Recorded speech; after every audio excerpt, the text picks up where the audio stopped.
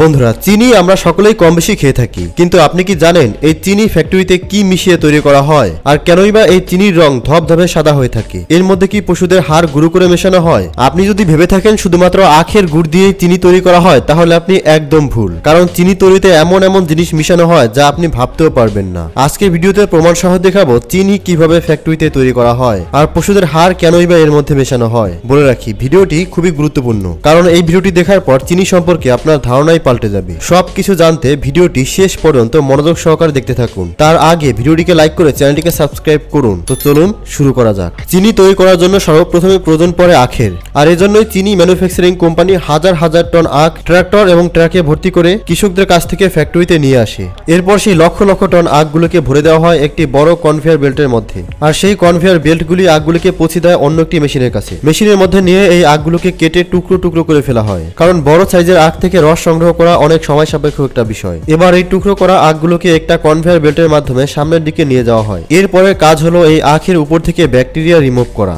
এর জন্য আখের এই টুকরোগুলোকে অ্যান্টি ব্যাকটেরিয়াল পানির মধ্যে ঢেলে দেওয়া হয়। পরবর্তী স্টেপে আখের এই টুকরোগুলোকে আরো একটি মেশিনের মধ্যে ঢেলে দেওয়া হয় এবং সেই মেশিন আখের গায়ে লেগে থাকা সমস্ত কাদামাটিগুলোকে পরিষ্কার করে ফেলে। এরপর একটি রোলারের মাধ্যমে এই আখের ভেতরে থাকা সমস্ত রসগুলোকে চেপে বের করা হয়। আখ থেকে বের করা হাজার হাজার লিটার রসগুলোকে পরবর্তী স্টেপে পাঠানোর আগে তার থেকে কিছু রস পাঠানো হয় ল্যাবরেটরিতে। সেখানে আখের রস নিয়ে তার বিশুদ্ধতা টেস্ট করা হয় এবং দেখা হয় সেই আখের মধ্যে কোনো বীজ বা দূষিত পদার্থ মিশে রয়েছে কিনা তা। আর এই বিষয়টি অত্যন্ত গুরুত্বপূর্ণ, কারণ এই আখের মধ্যে যদি কোনো ধরনের পয়জন থাকে তাহলে হাজার হাজার মানুষের মৃত্যু ঘটবে। আর সেজন্যই বিজ্ঞানীরা এই আখের রসটিকে ভালোভাবে পরীক্ষা নিরীক্ষা করে দেখে। আর পরীক্ষার সময় যদি রসের মধ্যে কোনো বিষের উপস্থিতি লক্ষ্য করা যায়, তাহলে সমস্ত আখের রসকে বিষাক্ত বলে গণ্য করা হয় এবং তা ওখানেই বাতিল করে দেওয়া হয়। এবং আখের রস বিশুদ্ধ বলে মনে হলে তা বিরাট সাইজের একটি বয়লার ট্যাঙ্কে ছেড়ে দেওয়া হয়, আর এই ট্যাঙ্কের মধ্যে সেটিকে ফোটানো হয়। প্রায় 2 ঘন্টা ফোটানোর পর এই রসকে অ্যালকালাইন এবং ব্লিচিংয়ের জন্য তার সাথে সালফার ডাই অক্সাইড এবং কার্বনেট মিশানো হয়। এরপর আরো 1 ঘন্টা ধরে এগুলোকে খুব ভালো করে মিক্স করা হয়। এই মিক্সারটি শক্ত হয়ে গেলে তা নিয়ে যাওয়া হয় অন্য একটি ট্যাঙ্কের মধ্যে এবং সেই ট্যাঙ্কের মধ্যে নিয়ে লিকুইডের মধ্যে থাকা সমস্ত জল